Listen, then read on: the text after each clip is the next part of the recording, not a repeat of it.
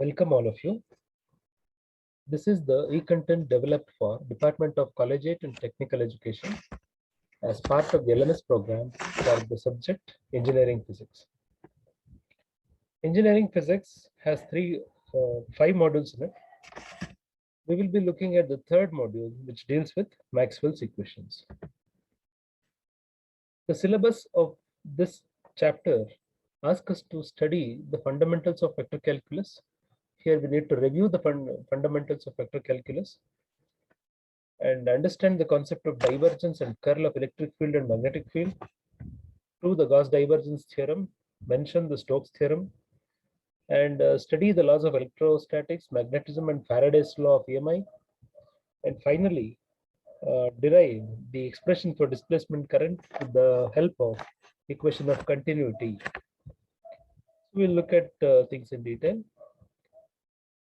Expected outcome of the course.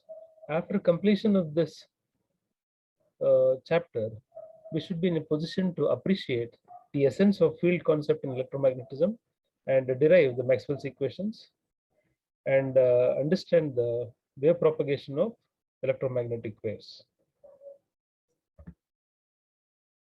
What are Maxwell's equations? Maxwell's equations are a series of four partial differential equations that describe the forces of electromagnetism. They were derived by physicist and mathematician James Clerk Maxwell in 1861 and in 1862. The four equations are Gauss law for electrostatics, Gauss law for magnetism, Faraday's law, and Ampere-Maxwell's law. These are the four Maxwell's equations.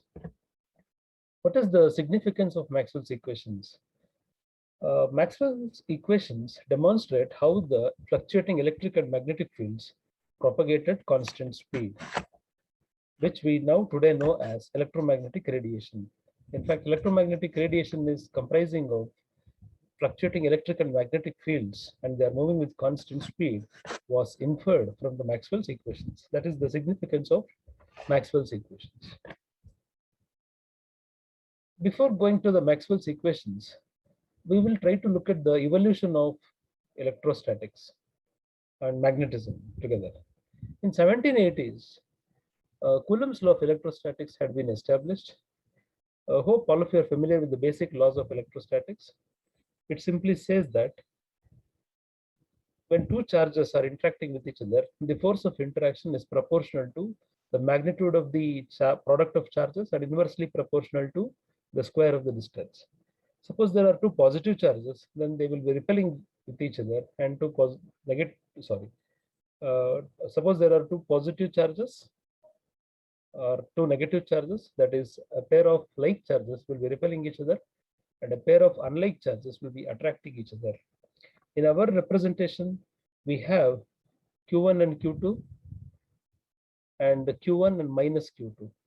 We can see that Q1 and Q2 are repelling each other and Q1 and minus Q2 are attracting with each other. But the magnitude of force of interaction is same. It is proportional to product of the charges and inversely proportional to the square of the distance between the two. So this was established in 1780s. Later in 1820, Hans Christian Ørsted accidentally discovered the magnetic effect of electric current.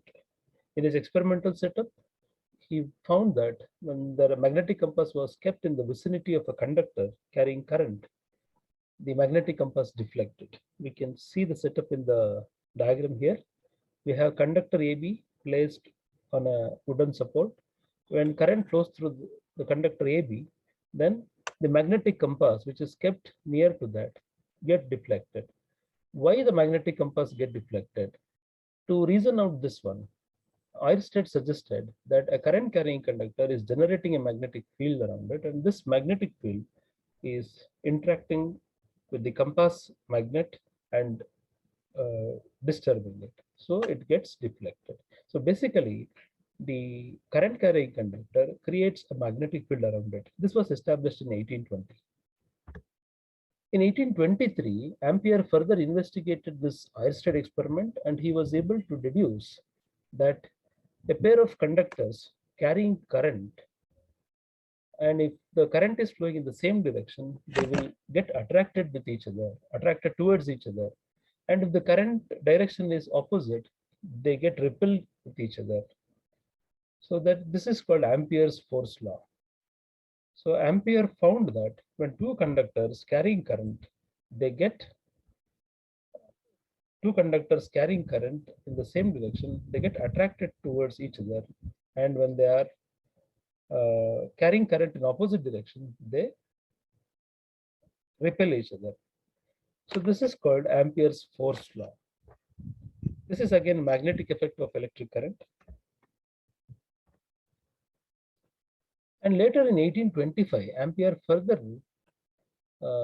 calculated the total magnetic field generated because of the current flowing through the conductor. Suppose you can refer our diagram here.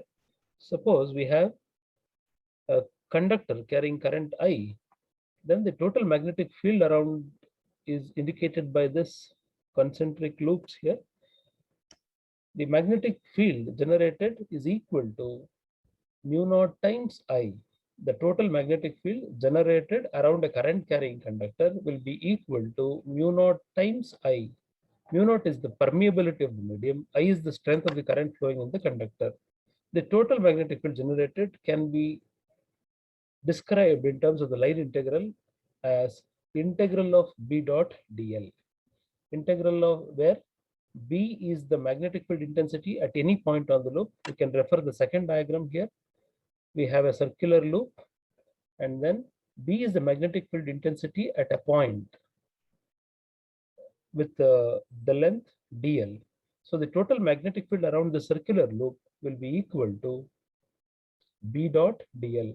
If we integrate this B dot dl over the entire loop, that gives us the total magnetic field. So this is the Ampere circuital law. I repeat once again, Ampere circuital law helps us to find the total magnetic field generated around a current carrying conductor. The total magnetic field generated will be equal to mu naught times the strength of the current flowing through the conductor. If I is the strength of the current, then the total magnetic field is equal to mu naught times I. The total magnetic field can be described for circular loops. It need not be a circular loop always. It can be of any shape, any contour.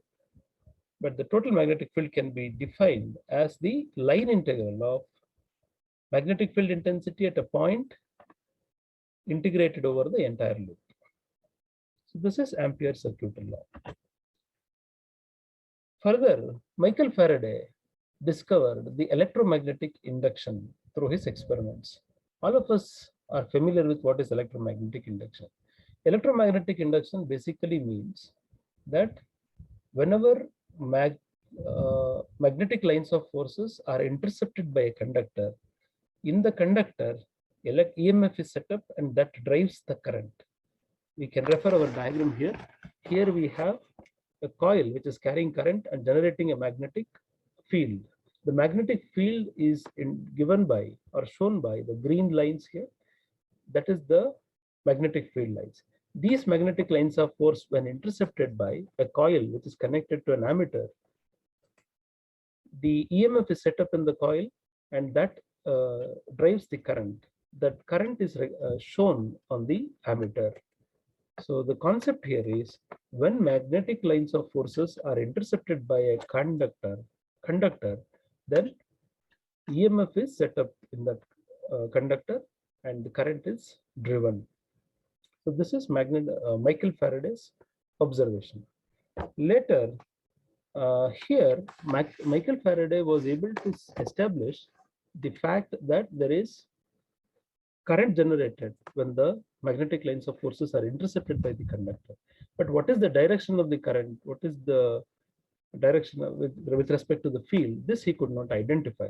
But later, Neumann studied further on this induction effect and he was able to identify the direction of the induced current with respect to the change in the direction of the magnetic field.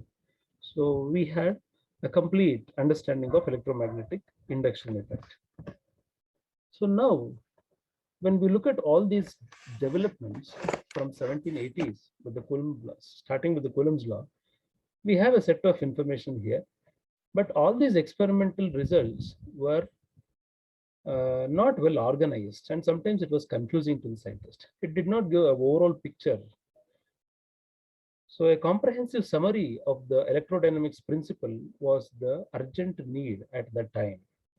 So Maxwell, looking at all these developments, integrated the pre-existing knowledge and gave a set of laws, which included the Oersted law, the Faraday effect, and Ampere's circuital law. Combined together, he formulated a set of laws. These set of laws were mathematical laws, were about 20 in number, and these were called Maxwell's equations. But later, Oliver Heaviside, who further worked upon these Maxwell's equations, made use of the vector calculus and reduced the 20 Maxwell's equation into just 4 mathematical equations, which we now regard today as the Maxwell's equations, or the popularly called 4 Maxwell's equations. And the beauty of these equations is these 4 equations describe all known macroscopic electromagnetic phenomena and have not required any updates till the present day. Maxwell's theoretical work was based on empirical observations by Michael Faraday and others. That we should remember, that Maxwell's theoretical work was based on the empirical observations made by Michael Faraday, Ampere, and others preceding Maxwell.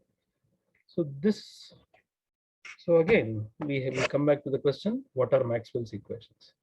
Maxwell's equations are a set of 4 partial differential equations that describe the laws of electromagnetism.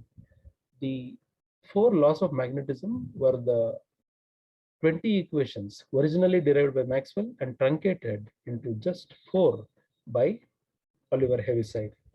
So the 4 equations are Gauss law for electrostatics, Gauss law for magnetism, Faraday's law, and Ampere's law, also called as Ampere-Maxwell law because it was modified later by Maxwell.